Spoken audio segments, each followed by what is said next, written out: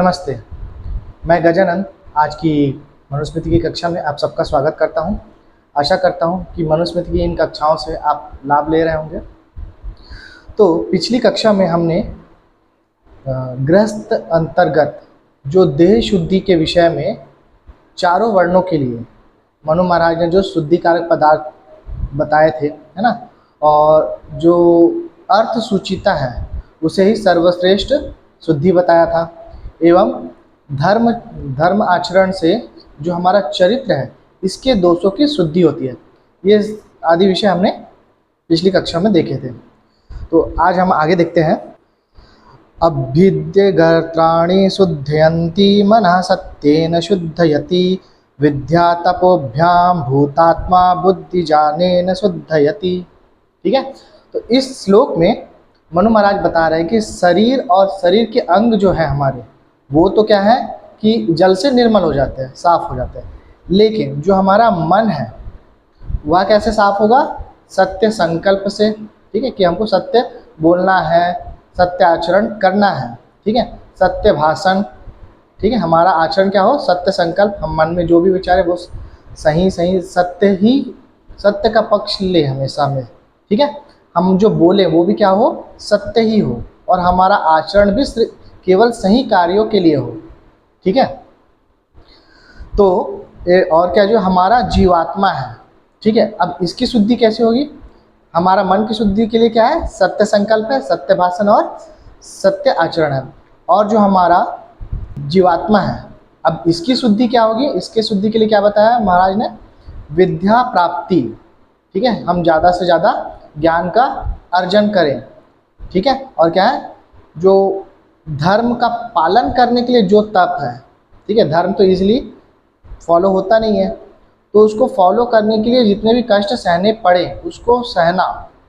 ठीक है, इस तरह से हम किसी को अपने जीवात्मा को शुद्ध करते हैं। और जो बुद्धि है हमारी वो कैसे शुद्ध होगी? कि ज़्यादा से ज़्यादा सत्य ज्ञान का अर्जन करें।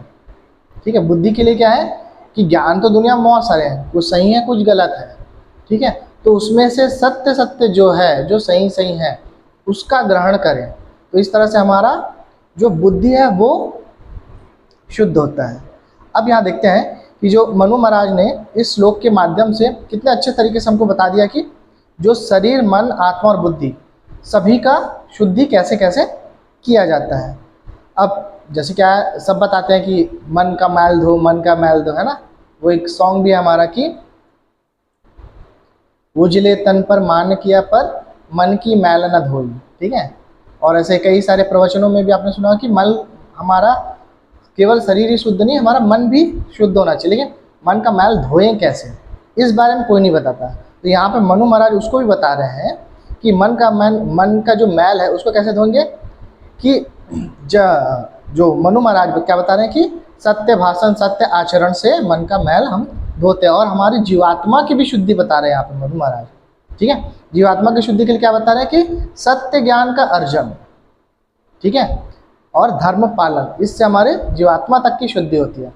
अब इसमें हम चाहे तो हम ऋषि अर्थ भी देख लेते हैं एक बार।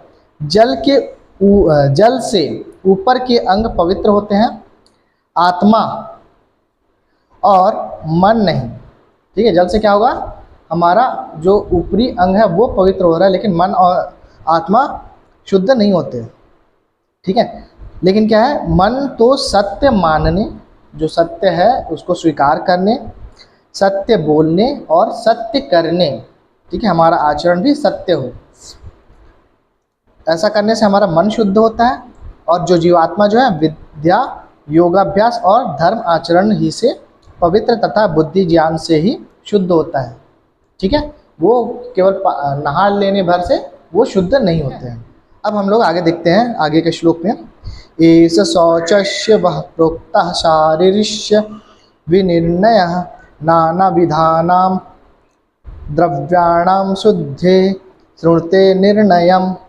यहाँ मनु महाराज अब इस शुद्धि विषय में क्या कर रहे हैं? जो तन, मन, आत्मा है ना, इसका जो शुद्धि विषय था हमारा, इसका क्या कर रहे हैं? अब समापन करते हुए कह रहा है कि यह शरीर और शरीर संबंधी मन, बुद्धि, आत्मा की शुद्धि का निर्णय हमें वो बता रहे हैं।